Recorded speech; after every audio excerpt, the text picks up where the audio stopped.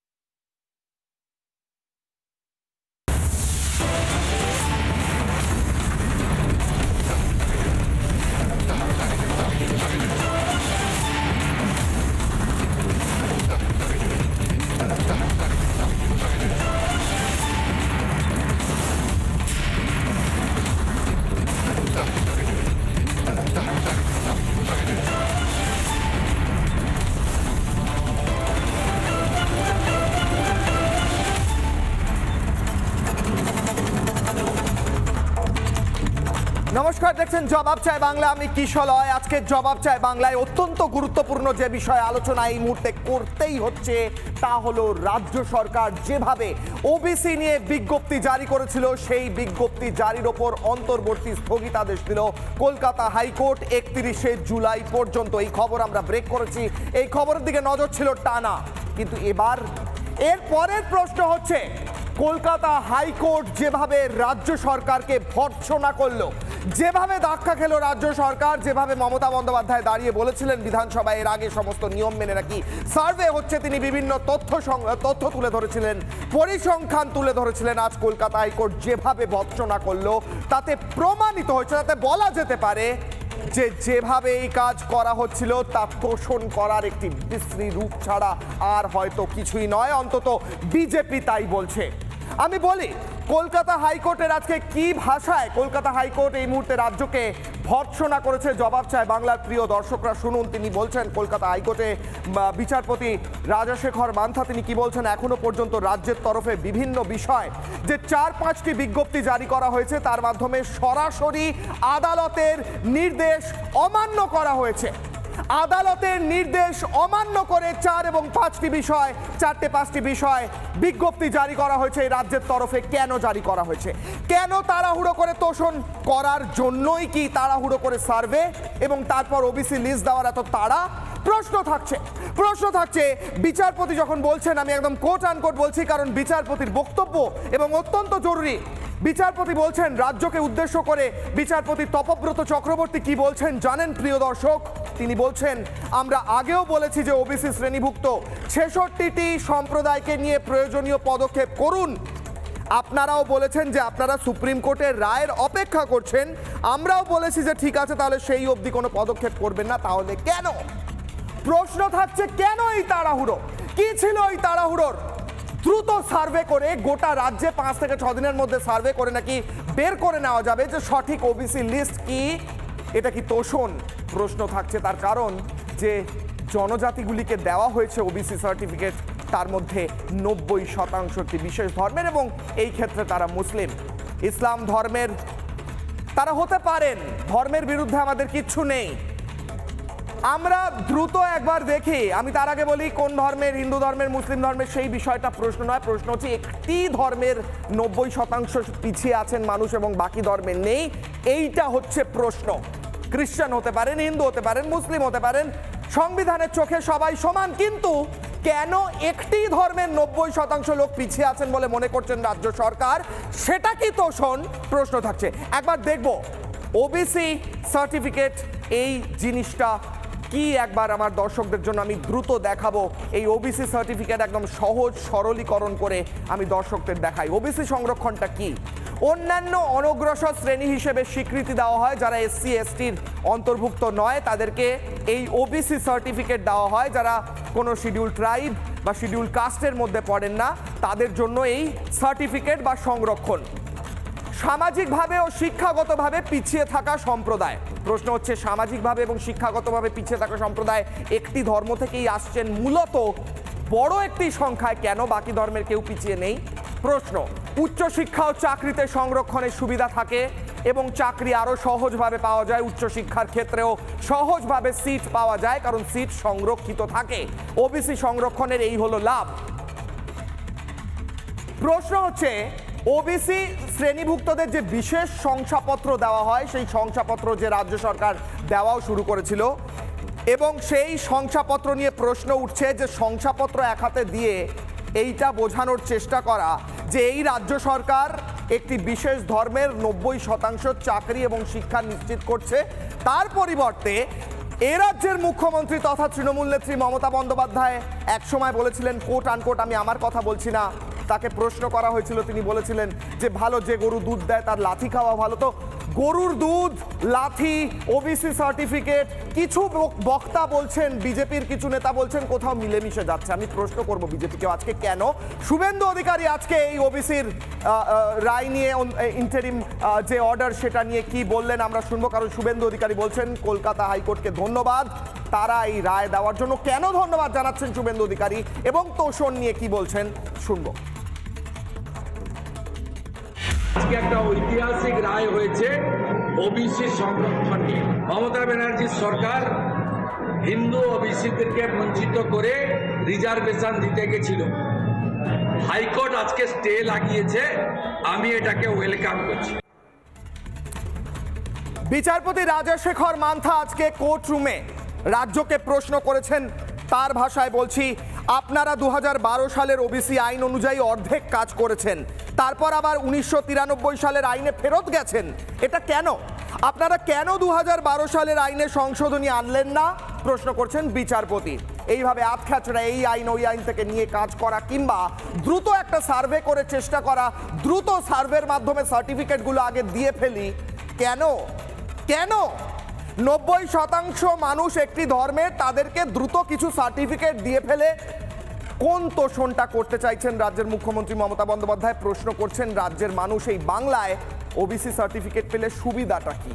এবার দর্শকদের বোঝাই একদম সহজ সরল ভাষায় এই বাংলায় মমতা বন্দ্যোপাধ্যায় যে বিজ্ঞপ্তিটা স্ক্র্যাপ করে দেওয়া হয়েছে হাইকোর্টের তরফে, সেখানে ছিলটা কি? বাংলায় সরকারি চাকরিতে 17% সংরক্ষণ দেওয়া হয়েছিল ওবিসি সার্টিফিকেট যারা রয়েছে, অর্থাৎ ওবিসি যারা, তাদের জন্য, অন্যান্য পিছিয়ে পড়া সম্প্রদায়। বাংলায় ওবিসি তালিকাভুক্ত করা হয়েছে 140টি সম্প্রদায়কে। এই 140টি সম্প্রদায়কে দুভাগে ভাগ করা হয়েছে, ওবিসি এ এবং ওবিসি বি। ওবিসি এ বিভাগে 49টি শ্রেণী করা হয়েছে আর ওবিসি বি বিভাগে 91টি শ্রেণী করা হয়েছে। বিরোধীরা অভিযোগ করছেন এই 140টি শ্রেণী যে ভাগ করা হয়েছে তার মধ্যে বেশিরভাগ ক্ষেত্রে 90% ক্ষেত্রে মুসলিম ধর্মাবলম্বীদের জন্য ওবিসি সার্টিফিকেট দেওয়া হচ্ছে।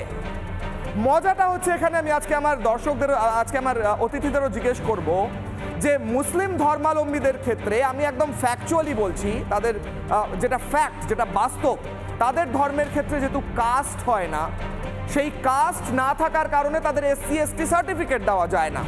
তাই জন্য একটা পথ বার করার জন্যই কিনা তাদের ওবিসি সার্টিফিকেট দেওয়া হচ্ছে, সেটা প্রশ্ন। কিন্তু এই ওবিসি সার্টিফিকেট এইভাবে দেওয়া হলে তো বিপদ। কেন বিপদের কথা বলছি দেখুন, আবার সরল করে দর্শকদের জন্য আজ দেখাচ্ছি। আমার প্রিয় দর্শকরা দেখুন ওবিসি সার্টিফিকেটের কি বিপদ এই মুহূর্তে যেভাবে দেওয়া হচ্ছে। সেইখানে নতুন তালিকায় সিংহভাগ মুসলিম জনগোষ্ঠী ওবিসি, যেহেতু তারা এসসি এসটি পান না। অন্তর্ভুক্তি 76টি মুসলিম শ্রেণী এবং 140টির মধ্যে 76টি। ওবিসি এ বিভাগে এ শ্রেণীতে মোট 49টি জনগোষ্ঠী রয়েছে, যেমনটা এর আগেই বলছিলাম দর্শকদের। ওবিসি এ শ্রেণীতে 36টি মুসলিম জনগোষ্ঠী জায়গা পেয়েছে এই রাজ্যের নতুন বিজ্ঞপ্তি অনুসারে, যেটার উপর স্থগিতাদেশ এসেছে। ওবিসি বি শ্রেণীতে মোট 91টি জনগোষ্ঠী রয়েছে, সব ধর্ম মিলিয়ে। সেই 91টির মধ্যে 44টি মুসলিম জনগোষ্ঠী রয়েছে। অনেকে বলছেন এই ওবিসি বিতে এই মুসলিম জনগোষ্ঠীরা থাকারই কথা নয়, কারণ ওবিসি এতে সিংহভাগ তাদের জায়গা দেওয়া হয়েছে। বিজেপির বক্তব্য 140টি জনগোষ্ঠীর মধ্যে 80টি মুসলিম রয়েছে, যেটা আমি বললাম টোটাল 140টির মধ্যে 80টি, এবং 17% সংরক্ষণে প্রশ্ন থাকছে, যেখানে চাকরিতে 17% কিংবা এডুকেশনে 17% সংরক্ষণ, সেখানে অমুসলিমদের জায়গাটা কোথায়? কেন 90%, 80% একটি ধর্মের জন্য জায়গা থাকবে চাকরির সংরক্ষণে ওবিসির ক্ষেত্রে, যেখানে শব্দটার মানে হচ্ছে পিছিয়ে, অন্যান্য পিছিয়ে পড়া সম্প্রদায়, সেখানে ধর্মের ভিত্তিতে তো সেটা হতে পারে না। সামাজিকভাবে পিছিয়ে পড়তে পারে, এডুকেশন হতে পারে, চাকরির দিক থেকে পিছিয়ে পড়তে পারে। সেই ক্ষেত্রে ধর্মটা ফ্যাক্টর কেন হয়ে যাচ্ছে? একটা ধর্মের 90%, খ্রিস্টান ধর্মের মানুষও হতে পারেন পিছিয়ে পড়েছেন, অন্যান্য অনেক ধর্ম আছে। জোরাস্ট্রিয়ানরা কি করছেন এই রাজ্যে? পার্সিরা কোথায় রয়েছেন? তারা কি পিছিয়ে পড়েননি? প্রশ্ন থাকছে। সেন্সাস হয়েছিল সেটার জন্য, হয়ে থাকলে এত দ্রুত হয়েছিল যে সেটাকে ইন্টারিম অর্ডারে হাইকোর্ট স্থগিতাদেশ দিল কেন? প্রশ্ন থাকছে। এই আদালতে নেক্সট আমি যেটা দেখাবো, আদালতে কোণঠাসা রাজ্য, কিভাবে কোণঠাসা হয়েছে, কেন কোণঠাসা হয়েছে, আদালতে কি প্রশ্ন করা হয়েছিল, আমার দর্শকদের দ্রুত একবার দেখি। আজকের আমি ডিবেটে যাব এবং প্রশ্ন করব আমার এক্সপার্টদের কাছে এবং দুই পক্ষের বক্তাদের কাছে যে এই তোষণ কেন। বিধানসভায় বিল পেশ করেনি রাজ্য, আদালতে কিভাবে কোণঠাসা হয়েছে সেটা দেখাচ্ছি। সরাসরি প্রশাসনিক বিজ্ঞপ্তি জারি করা হয় এবং বিল পেশ না করে সরাসরি প্রশাসনিক বিজ্ঞপ্তি জারি করে দুটি জনগোষ্ঠীকে তালিকা থেকে বাদ দেওয়া হয়। 15 বছর ধরে কোনো সমীক্ষা করেনি রাজ্য। হঠাৎ করে এর আগে সুপ্রিম কোর্টের নির্দেশ আসার পর দ্রুত কিছু মাসের মধ্যে নামমাত্র সমীক্ষা করে নতুন তালিকা প্রকাশ হয়। কিসের ভিত্তিতে নতুন করে সমীক্ষা হয়েছে? 1993 ও 2012 সালের আইনের জগা খিচুড়ি কেন হয়েছে, এই প্রশ্ন খোদ বিচারপতি করেছেন রাজশেখর মান্থা, সেই কথা বলছিলাম। জনবিন্যাসের ওপর ভয়ঙ্কর প্রভাব পড়বে বলে মনে করা হচ্ছে, কারণ ওবিসি সার্টিফিকেট যদি একটি বিশেষ সম্প্রদায়কে দেওয়া হয়, বাকি সম্প্রদায়গুলো পিছিয়ে পড়বে আরও, কারণ তাদেরকে এই সুযোগ তারা পাবে না। প্রশ্ন থাকছে তোষণের কোন বিশ্রী রূপ এই মুহূর্তে রাজ্য সরকার গ্রহণ করে এই কাজ করছে। আমি আলোচনায় যাব। আমার সঙ্গে এই মুহূর্তে যারা রয়েছেন জবাব চাই বাংলার এই আলোচনায়, সন্ময় ব্যানার্জি রয়েছেন সাংবাদিক এবং ইউটিউবার, মানুষ ভট্টাচার্য রয়েছেন লেখক, আমার সঙ্গে কাশেম আলী থাকছেন রাজনৈতিক কর্মী, আমার সঙ্গে অনির্বাণ ব্যানার্জি থাকছেন আইনজীবী তথা তৃণমূলকে সমর্থন করেন, আমার সঙ্গে কেয়া ঘোষ থাকছেন বিজেপি মুখপাত্র। আমি একটু আগে শুভেন্দুবাবুর কথা শোনাচ্ছিলাম, কিন্তু আমি কেয়াদির কাছে এবং অনির্বাণ বাবুর কাছে এবং প্রত্যেকের কাছে যাওয়ার আগে আমি সন্ময় বাবুর কাছে গিয়ে একবার আমি টেকনিক্যাল অ্যাসপেক্টটা দ্রুত একবার জানতে চাইবো। আমি সন্ময়দা আপনাকে প্রশ্ন করছি যে মমতা বন্দ্যোপাধ্যায় বিধানসভায় দাঁড়িয়ে পরিসংখ্যান দিয়েছিলেন, কিছু বলেছিলেন কোনো ধর্মের ভিত্তিতে আমরা করছি না, আমরা সমীক্ষা করেছি, সবাই পাচ্ছে সুবিধা, আমরা কোনো ধর্মকে বিশেষ সুবিধা দিচ্ছি না। তাহলে হাইকোর্টে আজকে এই বিরাট ধাক্কা, এরকম ভর্ৎসনা রাজ্য সরকারকে ফেস করতে হলো কেন? তাহলে কি মুখ্যমন্ত্রী মিথ্যে বলছিলেন? সন্ময় বাবু দেখুন কিশোরা, একটা কথা খুব পরিষ্কার বলি, সেটা হচ্ছে কম্প্রিহেন্সিভ সার্ভেটা হয়নি। প্র্যাকটিক্যালি সুপ্রিম কোর্টে 2-2.5 মাসের ব্যবধানে একটা কম্প্রিহেন্সিভ সার্ভে, ইন্দ্র সাহানির একটা রিপোর্ট আছে, আমরা জানি সুপ্রিম কোর্টে যেটা কম্প্রিহেন্সিভ সার্ভে করতে হবে, সেই কম্প্রিহেন্সিভ সার্ভেটা হয়নি। এবং আরো অনেক টেকনিক্যাল ব্যাপার আছে যেটা আইনজীবীরা ভালো বলতে পারবেন, যে বিষয় যে কারণে আজকে বাতিল হলো। আমি একটা অন্য অ্যাসপেক্ট একটু কিশোরে আমি একটু ধরিয়ে দেবো, সেটা হচ্ছে 2024-এর 22শে জুলাই যখন জাস্টিস তপব্রত চক্রবর্তী এবং জাস্টিস রাজশেখর মান্থা পরিষ্কার বললেন যে 2010-এর পর আর কোনোভাবে কখনো এটা এই যে সার্টিফিকেটগুলো, যে সার্ভেটা হচ্ছে তার ভিত্তিতে যে ইস্যু করা সার্টিফিকেটগুলো নতুন করে কাজে লাগানো যাবে না। যা চাকরি আছে সমস্ত সেগুলো থাকবে, কিন্তু নতুন করে কাজে লাগানো যাবে না। এরপর রাজ্য সরকার কি করলো, চট করে সুপ্রিম কোর্টে গেল, স্টে চাইলো, স্টে পেলো না। সুপ্রিম কোর্টে 3-4টে শুনানি হলো, সেই শুনানি এখনো পেন্ডিং, সম্ভবত জুলাই মাসে পরবর্তী ডেটও আছে শুনানি। ইন্টারিম পিরিয়ডে সম্ভবত খুব কপিল সিবাল তিনি সুপ্রিম কোর্টে গিয়ে বললেন যে আমরা নতুন করে করছি, সার্ভে করছি। তার মানে রাজ্য সরকার বুঝেছিল যে এই সার্ভেতে কোনো গন্ডগোল আছে যেটা সুপ্রিম কোর্টে ধরা পড়বে, তার জন্য দ্রুত এই পদক্ষেপটা নিয়ে সুপ্রিম কোর্টকে জানালো। এটাতে কি হলো যে খুব দ্রুত সার্ভেটা করতে গিয়ে করে সেটা নিয়ে আচমকা বিধানসভায় একটা ঘোষণা হলো, নোটিফিকেশন হলো। আমি সেই অ্যাসপেক্টে যাচ্ছি না। প্রশ্নটা হলো শেষ পর্যন্ত সেটা চ্যালেঞ্জ হলো, পাবলিক ইন্টারেস্ট লিটিগেশন হলো এবং সেটা 31শে জুলাই পর্যন্ত স্টে হলো। কিশোরা একটু ভালো করে ভেবে দেখুন তো। প্রথম কথা হচ্ছে এই সার্ভেটা যে গন্ডগোলটা ছিল, সেই গন্ডগোলের জন্য রাজ্য সরকার কি বোঝেনি যে এটা হাইকোর্টে বাতিল হতে পারে? এই 2010-এর পরে সার্ভেগুলো দীর্ঘ শুনানি, রাজ্য সরকারের খরচ, সুপ্রিম কোর্টে যাওয়া, সুপ্রিম কোর্টে গিয়ে রাজ্য সরকারের খরচ, আবার এই সার্ভে নাম করে একটা প্রহসন 1.5-2 মাস 3 মাসের মধ্যে একটা কম্প্রিহেন্সিভ সার্ভে গেলানো মানুষকে, দেওয়া মানুষকে, সেটাতে একটা খরচ। এই সার্ভেটার জন্য তো একটা খরচা হয়েছে, যেরকম সার্ভেই করুক, টেবিল ওয়ার্ক করেও সার্ভে করুক। আমি বলছি 10.5 কোটি মানুষের কাছে যাওয়া যায়নি, কিন্তু হয়তো সার্ভেটা কোনো না কোনো ভাবে টেবিল ওয়ার্ক হয়েছে, তো সেই টেবিল ওয়ার্কে একটা খরচ। আবার এই হাইকোর্টে চ্যালেঞ্জ হলেন, আবার সুপ্রিম কোর্টে শুনানি, কত কোটি টাকা ব্যয় হলো একটু ভালো করে শর্মাদা। কেন এই খরচা তোষণ করতে, মানে এই খরচাটা রাজ্য সরকার করছে কেন, কি লাভ হচ্ছে? কথা হচ্ছে সেটা সবাই জানেন কেন এই খরচা। প্রশ্নটা আমার হচ্ছে যে রাজ্য সরকারের বিশেষজ্ঞ আইনজীবীরা কি বুঝতে পারছেন না যে হাইকোর্টে ধাক্কা খাচ্ছি, সুপ্রিম কোর্টে ধাক্কা খাচ্ছি? 22শে মে যদি মমতা বন্দ্যোপাধ্যায়ের বক্তৃতাটা কিশোরে আপনাদের কাছে থাকে চালান, যে আমরা এটা মানি না, পরিষ্কার বলেছিলেন, এবং তারপরে সুপ্রিম কোর্টে গিয়েছেন, তার অধিকার আছে যাওয়ার। কিন্তু সুপ্রিম কোর্টে গিয়ে 4-5টা শুনানি, কপিল সিবালির মতো অ্যাডভোকেট অ্যাপয়েন্ট করা, কত কোটি টাকা আলটিমেটলি রাজ্য কোষাগারে গেছে। তার আগে দীর্ঘ শুনানি হাইকোর্টে, সেখানে গেছে, আবার এই পাবলিক ইন্টারেস্ট লিটিগেশন, আবার সার্ভে, আবার সুপ্রিম কোর্ট। 10% ঠিকঠাক ভাবে সার্ভে করার পদ্ধতিটা মানবেন না কেন মুখ্যমন্ত্রী?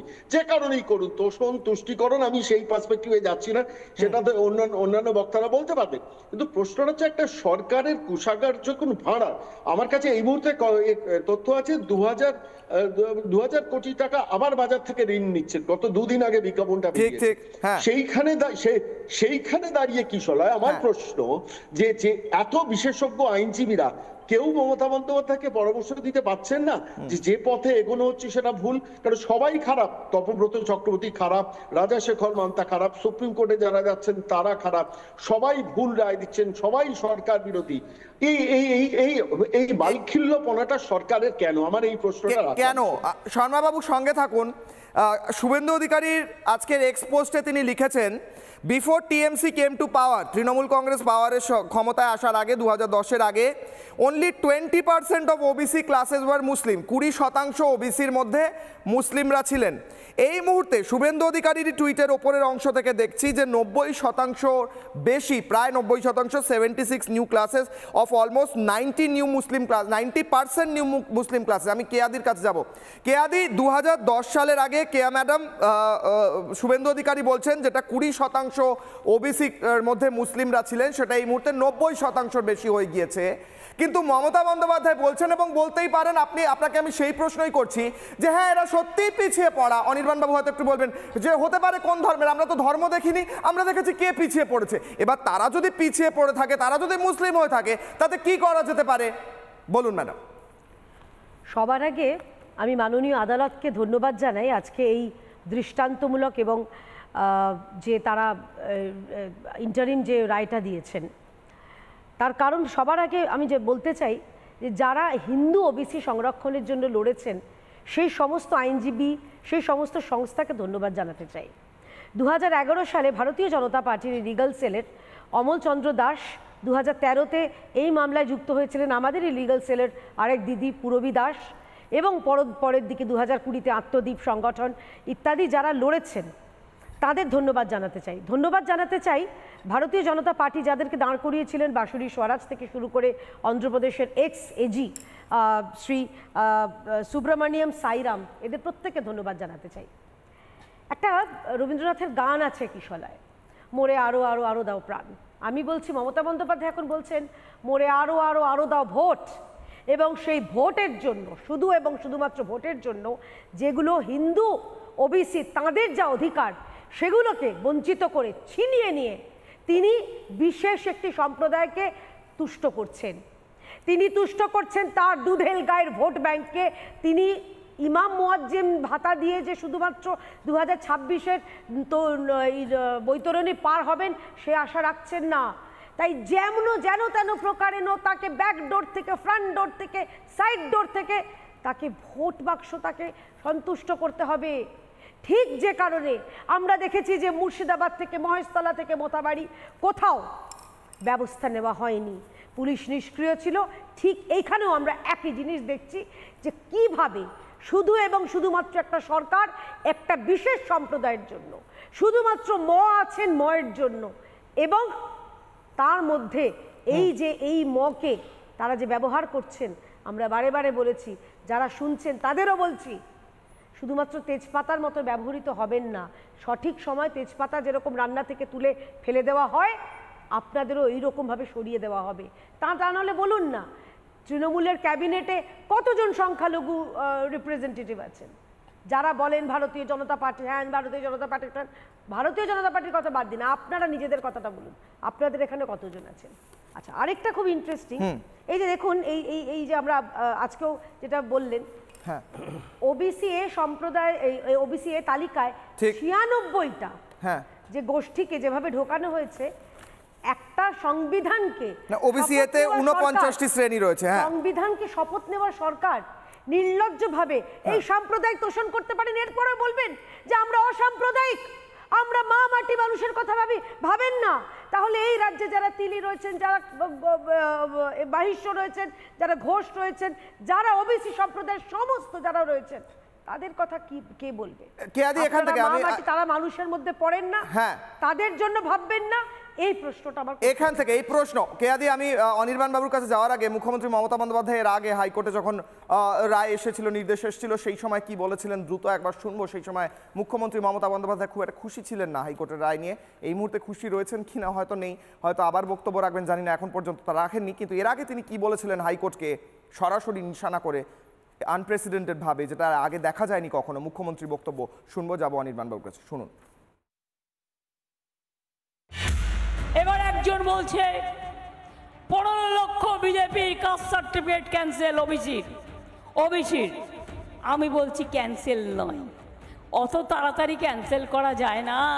এটা নিয়ে আমরা করেছি অনেক কষ্ট করে, মানুষ অনেক কষ্ট করে করেছে। তোমায় বিজেপি বলেছে আর তোমার রায় দেন, বিজেপির রায় দেন, তোমার রায়কে মানছি না। এবং দরকার হলে গভর্নমেন্ট জানে কি করে এটাকে রক্ষা করতে হয়। অনির্বাণ বাবু, এই বক্তব্য একটুক্ষণের জন্য এই বক্তব্য নিয়ে আলোচনা করছি না, এই বক্তব্য সবাই শুনলেন দর্শকরা, এবং কিভাবে আদালতকে বিজেপির বিচারালয় বা বিজেপির বলা যায় সেটা নিয়ে আমার মানে কিছু বলার নেই। কিন্তু মন্তব্য আজকে মন্তব্য আপনার কাছে আসি। কেয়াদি, বিচারপতি রাজশেখর মান্থার আজকের মন্তব্য যে এখনো পর্যন্ত যে রাজ্যের তরফে বিভিন্ন বিষয়ে যে 4-5টি বিজ্ঞপ্তি জারি করা হয়েছে, তার মধ্যে সরাসরি আদালতের নির্দেশ অমান্য করা হয়েছে। আমি বিচারপতিকে বিশ্বাস করি, কারণ তিনি বিচারপতি এবং আমার হাইকোর্টের ওপর আস্থা আছে। বিচারপতি অমান্য বলছেন, রাজ্য অমান্য করছে হাইকোর্টকে, কেন? কোন বিশেষ গোল অ্যাচিভ করার জন্য, কোন জিনিসটা পাওয়ার জন্য বিচারপতির বা হাইকোর্টের রায়কে অমান্য করা হচ্ছে এ রাজ্যের তরফে? স্যার, তোষণ করার জন্য? বলুন। দেখুন, আজকের স্পেসিফিক রায়ের পূর্ণাঙ্গ কপি যেহেতু আমি পাইনি, যার ফলে রায়টি নিয়ে কোনো টেকনিক্যাল জায়গা থেকে আমি এক্ষুনি মন্তব্য করব না, পুরোটা পড়ার পরই মন্তব্য করা সমীচীন। কিন্তু ওভারঅল ঘটনাটি নিয়ে যেটুকু বলতে পারি, শুভেন্দু অধিকারী টুইট দিয়ে আপনি শুরু করলেন।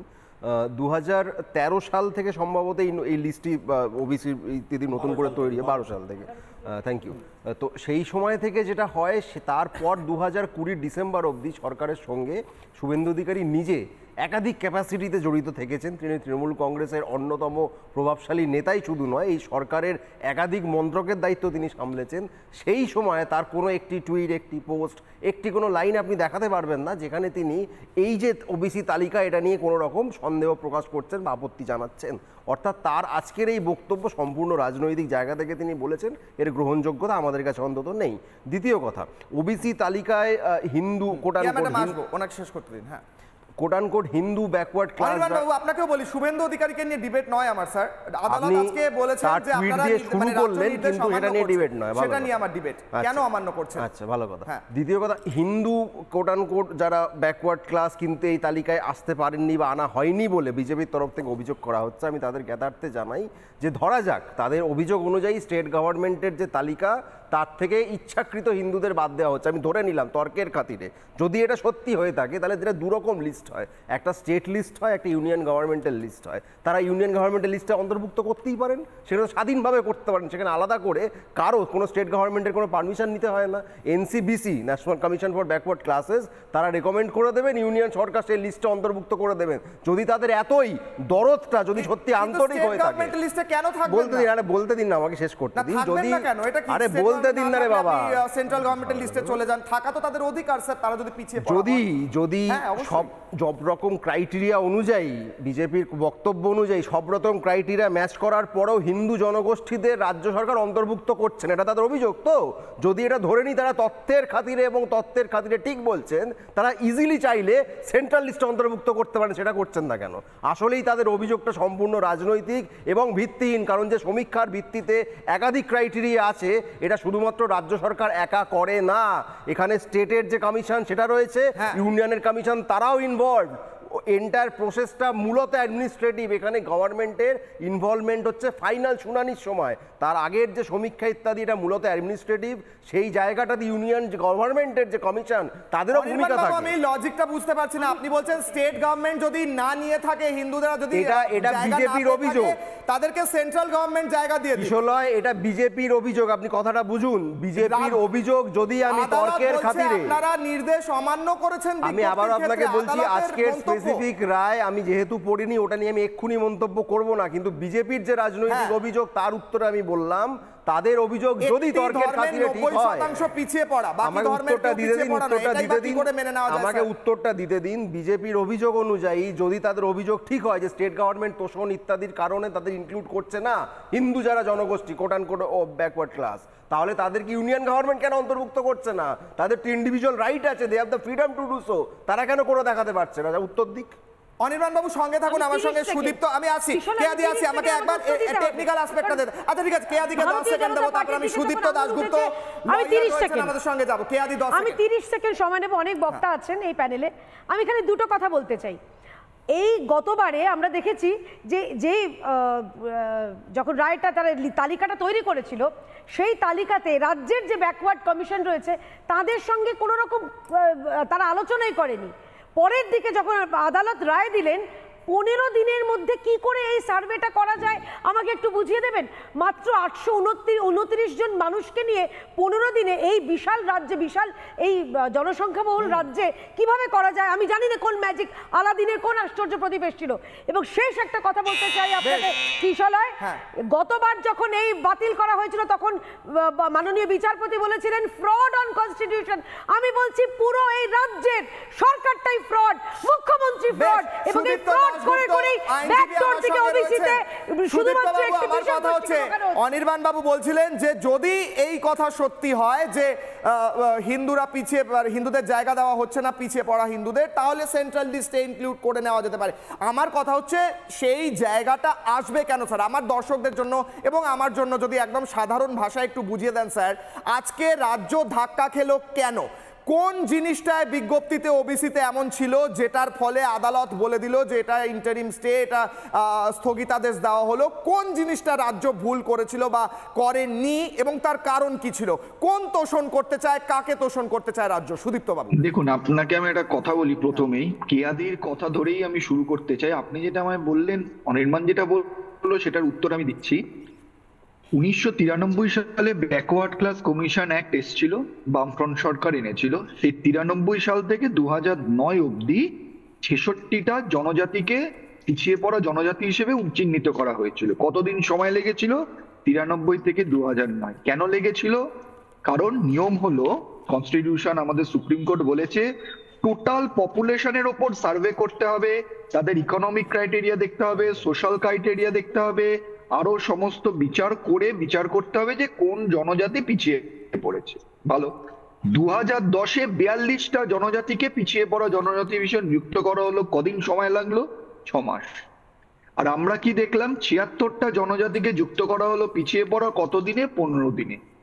একদম এর জন্য কোনো রকেট সায়েন্সের দরকার নেই, কোনো আইনের দরকার নেই। এটাতেই বোঝা যাচ্ছে যে কি ধরনের সার্ভে হয়েছে। এক। দ্বিতীয় কথা, 9 জাজেস constitution bench of the supreme court কি বলেছে ইন্দ্র সাহানির কেসে? যে এন্টার পপুলেশনের উপর সার্ভে করতে হবে। আজকে ওয়েস্ট বেঙ্গলের ব্যাকওয়ার্ড ক্লাস কমিশন কি বলেছে? এন্টার পপুলেশনের সার্ভে করার ইনফ্রাস্ট্রাকচারই তাদের নেই, আমাদের নেই এই ইনফ্রাস্ট্রাকচার। তৃতীয় কথা, আজকে একটা প্রশ্ন, খুব ইম্পর্টেন্ট প্রশ্ন উঠে এসছে যে আমরা দেখেছি এই যে নতুন 76 জন যেই ক্লাসকে বলা হয়েছে ব্যাকওয়ার্ড ক্লাস, মোর ব্যাকওয়ার্ড ক্লাস, তারা অনেকেই ব্যাকওয়ার্ড ক্লাস ছিল এর আগে। সেখানে জজ প্রশ্ন করেছে, আমরাও এই প্রশ্ন তুলেছি যে 2011 সাল থেকে 2025 সালে একটি পার্টিকুলার জনজাতি ছিল ব্যাকওয়ার্ড। কেন ব্যাকওয়ার্ড ছিল? তারা পিছিয়ে পড়েছিল বলে, তাই জন্য আপনারা তাদের ব্যাকওয়ার্ড হিসেবে নথিভুক্ত করলেন। তার মানে তাদের উন্নতি হয়েছে। তাহলে 2025-এ যদি তাদের ব্যাকওয়ার্ড থাকার পর মানে পিছিয়ে পড়ার জন্য ব্যাকওয়ার্ড হলো, তার মানে উন্নতি হয়েছে 14 বছরে। তাহলে 14 বছর পর তাদের আবার মোর ব্যাকওয়ার্ড হিসেবে কেন চিহ্নিত করা হলো? তার মানে দুটো জিনিস দাঁড়ায়, এক, কোনো সার্ভে হয়নি, আর যদি সার্ভে হয়ে থাকে তাহলে এই লাস্ট 14 বছরে যাদের ব্যাকওয়ার্ড বলে চিহ্নিত করে ঢোকানো হলো তাদের কোনো উন্নতি রাজ্য সরকার করেনি। চতুর্থ, আজকে কেন ভুল?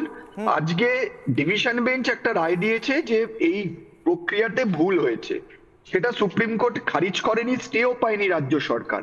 সেই সুপ্রিম কোর্টে পেন্ডিং থাকাকালীন সেম ভাবে সেম ভুল করে আবার একটি লিস্ট তৈরি করে বলা হলো আমরা চাকরি দেব, এই নিয়মের ভিত্তিতে আমরা অ্যাপয়েন্টমেন্ট দেব। যেখানে রাজ্য সরকার কোর্ট বারবার বলছে যে আপনারা 2010-এর আগে যে 66টা কমিউনিটি আছে তার ভিত্তিতে নিয়োগ দিন, পরবর্তীকালে সুপ্রিম কোর্টকে ডিসাইড করতে দিন, তারপরে আপনারা যদি সুপ্রিম কোর্ট বলে 76টা সঠিক তাহলে দেবেন, যদি মনে হয় 76টা সঠিক না তাহলে দেবেন না, কিন্তু এখন দেওয়া যাবে না। এর সুপ্রিম কোর্টে স্টে না থাকা সত্ত্বেও হাইকোর্ট সুপ্রিম কোর্টের অর্ডারকে মান্যতা না দিয়ে আজকে এই 76টা জনজাতিকে নথিভুক্ত করা হলো। তাই জন্য আদালত অনির্বাণ যেটা বললো সেখানে, তাই জন্যই আদালতের তরফে বলা হচ্ছে যে অমান্য করে আদালতকে এই বিজ্ঞপ্তি জারি করা হয়েছে, তাই তো স্যার? আমি আসছি আপনার কাছে। একদম একদম আরেকটা কথা, আচ্ছা বেশ, শেষ করুন। আরেকটা কথা অনির্বাণ যেটা বললো আজকে সেন্ট্রাল লিস্টে কেউ ওবিসি থাকলে সে স্টেট লিস্টে থাকতে পারে না, এটা না। এমনকি যদি সেন্ট্রাল লিস্টে থাকে তাহলে স্টেট লিস্টে না থাকলে স্টেটের কোনো পরীক্ষায় সে কিন্তু নাও সেই সুযোগ পেতে পারে। তাই স্টেট লিস্টে থাকলে সে যদি পিছিয়ে পড়া জনজাতি হয় তার সেখানে নথিভুক্ত হওয়াটা জরুরি, সে হিন্দু কি মুসলমান হোক। স্যার এখনো 3 জন বক্তা বলেননি, আমি কাশেম বাবুর কাছে যাব, তারপর প্রসূন বাবু, তারপরে আমি মানুষদার কাছে যাব। কাশেম বাবু, আপনার যেহেতু এই ডিবেটে অত্যন্ত গুরুত্বপূর্ণ আপনার বক্তব্য, আচ্ছা বেশ, আমি প্রসূন বাবু শুনতে পাচ্ছি, প্রসূন বাবুর কাছে একবার দ্রুত যেতে হবে, তারপর আমি কাশেমদার কাছে আসছি, কারণ ওখানে টেকনিক্যালিটি কিছু প্রবলেম হচ্ছে, কারণ বারবার ডিসকানেক্ট হচ্ছে। আমি প্রসূনদার কাছে তাই জন্য আরও আগে যাব। প্রসূন বাবু, আমার প্রশ্ন হচ্ছে, আজকে আদালতে দাঁড়িয়ে যেখানে রাজ্য বারবার ধাক্কা খেয়েছে এর আগে, আজকে আবার ধাক্কা খেলো। মমতা বন্দ্যোপাধ্যায়ের আগের বক্তব্য আমরা শুনেছিলাম, বলেছিলেন ওটা বিজেপির বিচারালয় ইত্যাদি, সুপ্রিম কোর্টে গিয়েছিলেন, সুপ্রিম কোর্ট থেকে আবার ফিরে হাইকোর্টে, আবার হাইকোর্টে সার্ভের পর আবার হাইকোর্টে সেটা স্থগিতাদেশ খেলো। আমার প্রশ্ন হচ্ছে, রাজ্য ভুল বারবার করছে কেন? গোলটা কি? কি পেতে চায় রাজ্য? অনেকে বলছে নাকি শুধুমাত্র তোষণ করার জন্য ওবিসি সার্টিফিকেটগুলো হাতে ধরিয়ে দেওয়াটাই উদ্দেশ্য, তার জন্য যে কোনো লিমিট যেতে পারেন এই রাজ্যের সরকার এবং রাজ্যের মুখ্যমন্ত্রী। আপনিও কি তাই বলছেন প্রসূন বাবু? একটা কথা আমি বলতে চাই যে গতকাল, মানে একটু রেফারেন্সটা কি, গতকাল ডিভিশন বেঞ্চ একটা প্রশ্ন করেছিলেন যে high court single bench division bench এটা পরিষ্কার করে দিয়েছে যে in case there is an embargo, what should be the point of action. এবং সেখানে তারা পরিষ্কার করে দিয়েছিলেন যে 2010-এর আগে যে ক্লাসগুলো এনলিস্টেড ছিল তাদেরকে নিয়ে এই রিক্রুটমেন্ট বা অ্যাডমিশন করা উচিত। এবার তখন হাইকোর্ট গতকাল প্রশ্ন করেছিলেন যে আপনারা করেননি কেন? আমাদের যিনি এজি রয়েছেন অ্যাডভোকেট জেনারেল কিশোর দত্ত এবং অন্যান্য যারা স্টেটকে রিপ্রেজেন্ট করতে তাদের কাছে আপনারা করেননি কেন? এবার দেখুন মজাটা, দেখুন এজি তো কখনো বলতে পারেন না যে দেখুন এই মুসলমানদের ঢোকাতে পারিনি বলে আমি করিনি, ফলে ওনাকে নীরব থাকতে হয়েছিল। কিন্তু বাস্তব হচ্ছে এটাই যে রাজ্য সরকার গত 1 বছর ধরে রাজ্যে সব নিয়োগ বন্ধ রেখেছে। কেন? কারণ তারা মুসলমানদের অবৈধভাবে ঢোকাতে পারছে না। তারা অজুহাত দিচ্ছে সুপ্রিম কোর্টে কেস চলছে। এবার সুপ্রিম কোর্টে কেসটা কে নিয়েছে? এ তো রাজ্য সরকার নিয়েছে। কারণ আত্মদ্বীপ 2020 সালে হাইকোর্টে কেস করে, এবার 2020 থেকে 24 মামলা চলে। তার মধ্যে তো কোনো রিক্রুটমেন্ট বন্ধ ছিল না।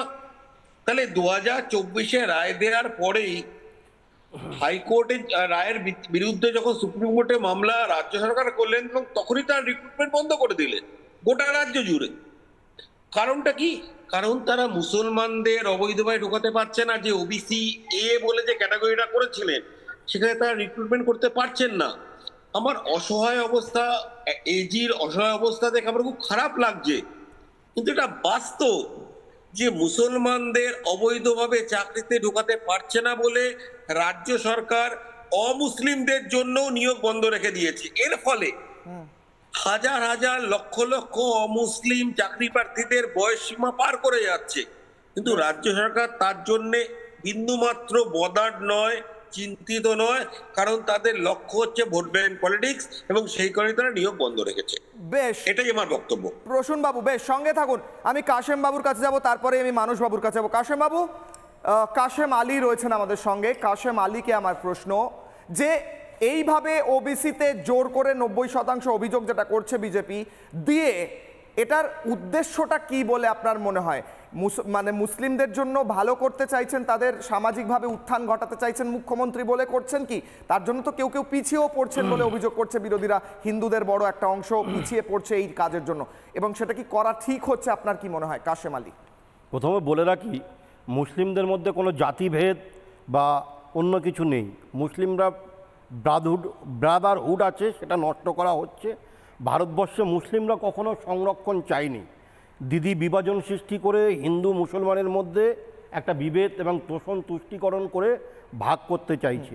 প্রথমে বলে রাখি, 140টি জনজাতি বা জনগোষ্ঠীকে ওবিসির অন্তর্ভুক্ত করার জন্য রাজ্য সরকারের যে পরিকল্পনা, নতুন ওবিসি আইনে বা রিজার্ভেশনে পশ্চিমবঙ্গের মুসলমানদের ক্ষেত্রে অভিশাপ না আশীর্বাদ? আমি এক কথায় বলতে পারি, মমতা ব্যানার্জি এই ঘোমটা টেনে হিজাব পরে নামাজ পড়ার অভিনয়ও দেখেছেন, আবার নতুন একটা ঢপের অভিনয়, সেটা হচ্ছে এই ওবিসি অন্তর্ভুক্ত করায় মুসলমানদেরকে দুধেল গায়ে হিসাবে নির্বাচনী বৈতরণী পার হবার একটা মমতা ব্যানার্জির রণকৌশল বটে। এই 8 মাস বাকি আছে নির্বাচন, মুসলমানদের টুপি পরিয়েছেন আগে, এরপরে আবার নতুন টুপি ওবিসি করে। এই ওবিসি টবিসি গ্রামের প্রান্তিক মানুষ যারা দুবেলা দুমুঠো খেতে পায় না, যাদের পেটে ভাত নেই, চোর ডাকাত গুন্ডা মোস্তান অশিক্ষিত গ্রামের প্রান্তিক মানুষ কাদের খুঁজে পাবেন? মুসলমান। পশ্চিমবঙ্গে এমন কোনো দুষ্কর্ম নেই, এমন কোনো কাজ নেই যে সেই কাজ মুসলমানরা তার মধ্যে নেই। আমার বলতে লজ্জা হয়, মমতা বন্দ্যোপাধ্যায় এই মুসলমান নামটাই যেন নিতে পশ্চিমবাংলায় আমরা খুব লজ্জাবোধ করছি যে আমি কাশেম আলী, আমি ধর্মীয় মুসলমান, ধর্মে ইসলামী বিশ্বাসী, যে এই পরিচয়টা দিতে যেন পশ্চিমবঙ্গে আমার লজ্জাবোধ করছে। মমতা ব্যানার্জি যে অবস্থা করেছে, এই ওবিসি আইন এনে বা ওবিসি রিজার্ভেশন করে হিন্দু মুসলমানের মধ্যে, মুসলমানদের সম্পর্কে অন্য ধর্মের মানুষের কাছে আমাদের মিথ্যা প্রোপাগান্ডা ছাড়া মমতা ব্যানার্জি কিছু করেনি। আজকের গ্রামের প্রান্তিক মানুষগুলো তারা ওবিসি সার্টিফিকেট কি বোঝে না, তারা দুবেলা দুমুঠো খেতে চায়, তারা কর্মসংস্থান চায়, তাদের মুখে অন্ন চাই, রুটি কাপড়া মাকান চাই। এই সংস্থান নেই পশ্চিমবাংলায়। মমতা ব্যানার্জির ওবিসি নিয়ে গ্রামের মানুষগুলো কি ওই গুড় বাতাসার জলের মতো খাবে, না ওই কাগজ ভিজিয়ে মানচিত্র খাবো চিবিয়ে এই করবে? আমি অনির্বাণদার কাছে প্রশ্ন করি, এই ঢপের রাজনীতি আর কতদিন চলবে? আমরা আর কতদিন বোম পিস্তল নিয়ে রাজনীতি করব? আমরা কতদিন ওই তৃণমূল কংগ্রেসের হয়ে বোমা আর ভোটের মানে বাক্স থাকবো? পশ্চিমবঙ্গের মুসলমানদের এখন অবস্থা হচ্ছে ফুটবলের মতো, যে এসছে 34 বছরের সিপিএম যেমন মুসলমানদের ফুটবলের মতো ব্যবহার করেছিল, মমতা ব্যানার্জি একটু আধুনিক হয়েছে, ঘোমটা টেনেছে, নামাজ পড়ার অভিনয় করে ফুটবলের মতো ব্যবহার করেছে। মুসলমানদের সামগ্রিক কোনো উন্নয়ন মমতা বন্দ্যোপাধ্যায় করতে পারে। আমি উন্নয়ন করতে পারি। অনির্বাণ বাবুকে 10 সেকেন্ড দেব উত্তরের জন্য। এখানে কাশেমবাবু বললেন উন্নয়ন করতে পারেন, উত্তরটা শুনে নিন না, উত্তরটা শুনে নিন না। কাশেমবাবু বললেন যে মুসলমানদের মধ্যে কোনো জাতিভেদ হয় না, ওবিসি কোনো জাতিভেদ হয় না, আপনারা চাপিয়ে দিচ্ছেন। উত্তরটা শুনবেন কি আপনি? আচ্ছা, যদি স্টেট গভর্নমেন্ট তৃণমূল কংগ্রেসের সরকার এটা করে অন্যায় করে থাকে, তাহলে ইউনিয়ন সরকার মানে বিজেপি সরকারের যে লিস্ট, সেখানে মুসলমানদের নাম কেন আছে? তাহলে সেই লিস্টে কি কি আছে দেখান আমাকে। আপনি জানেনই না কারা কারা আছে বলুন। জানেনই না? আচ্ছা বলুন, আছে যে সেটা কি জানেন? গাজীরা কি জানেন? আছে যে সেটা কি জানেন? আছে কিনা বলুন, আগে বলুন আছে কিনা। আমাকে একবার আছে কিনা বলুন। আছে, তারপর আমি পাল্টা উত্তর নেব। না, অনির্বাণ বাবু সঙ্গে থাকুন, কাশেম বাবু একটু সঙ্গে থাকুন।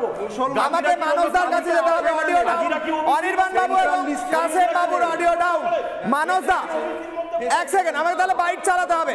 হোল্ড হোল্ড হোল্ড, একটু হোল্ড হোল্ড। অনির্বাণ বাবু হোল্ড।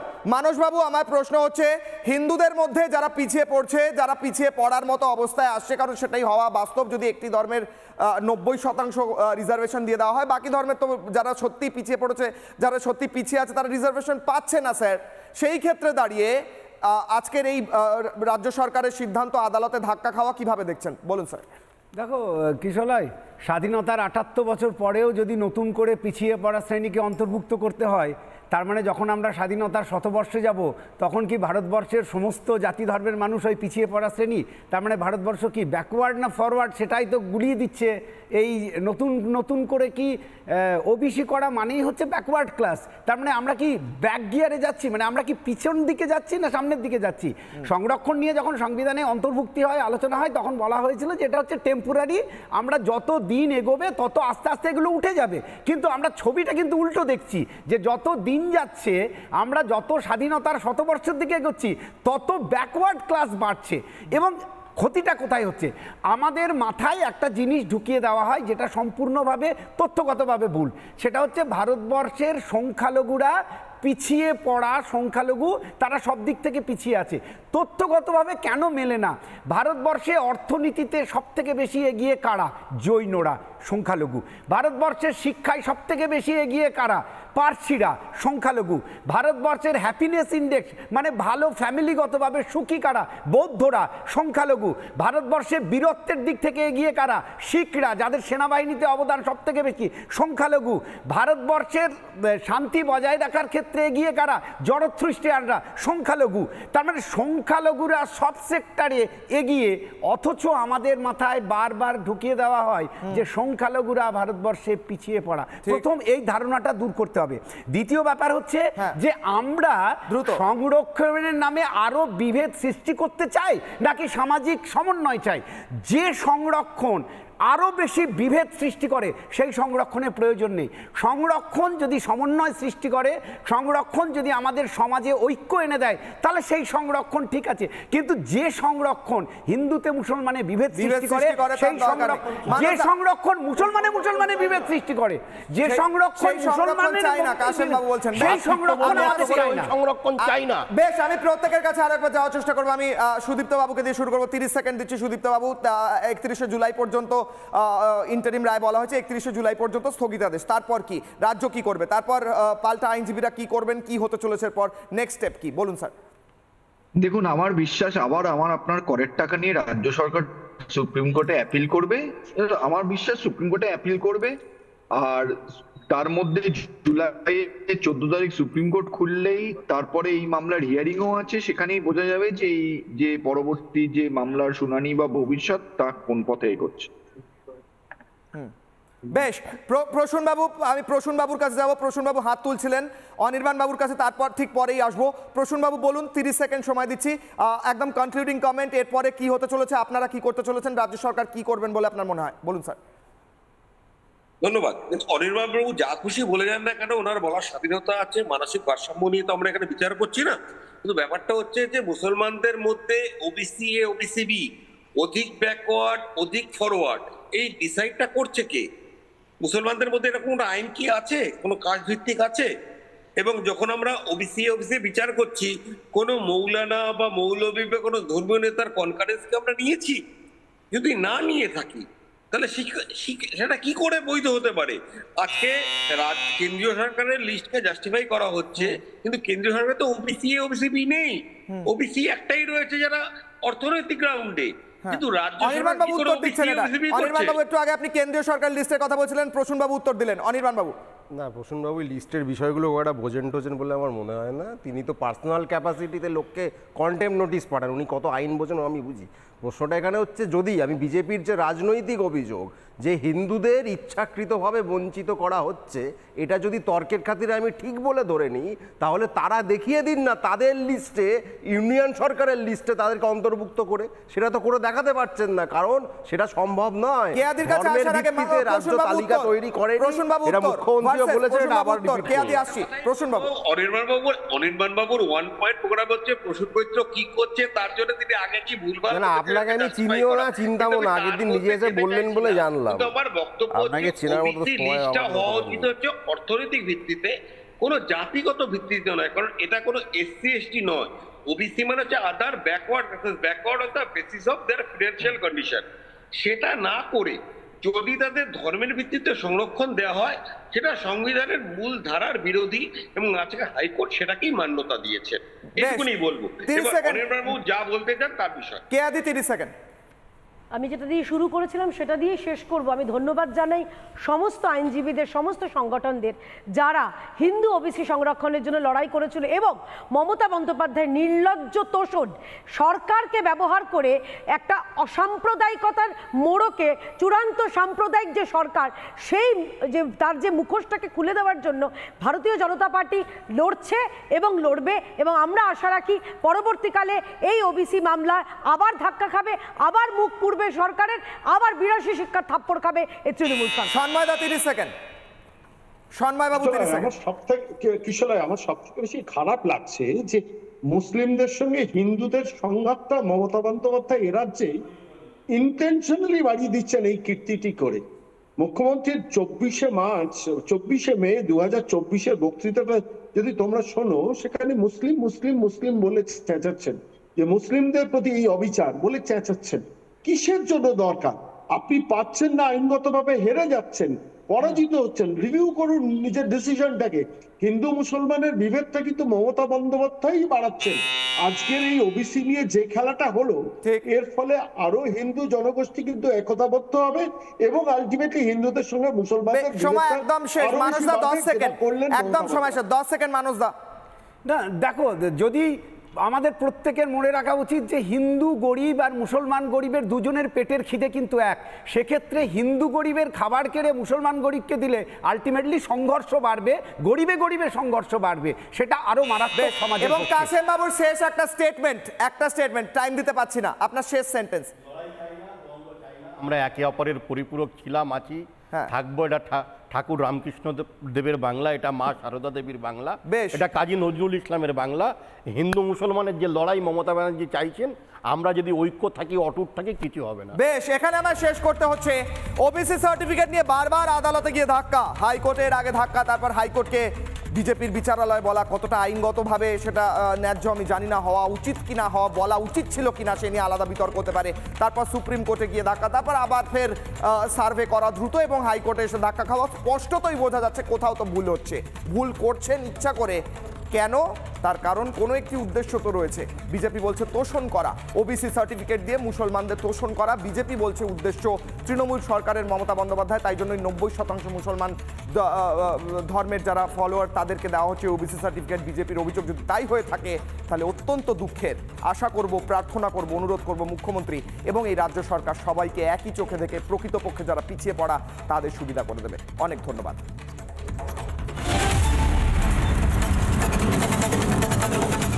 স্বাস্থ্য আর নিউট্রিশন পাবে, শরীরও স্ট্রং হবে, অল্প খেলেই পেট ভরে, ডাইজেশন ঠিক রাখে। MDH সোয়াটিন, আসল প্রোটিন।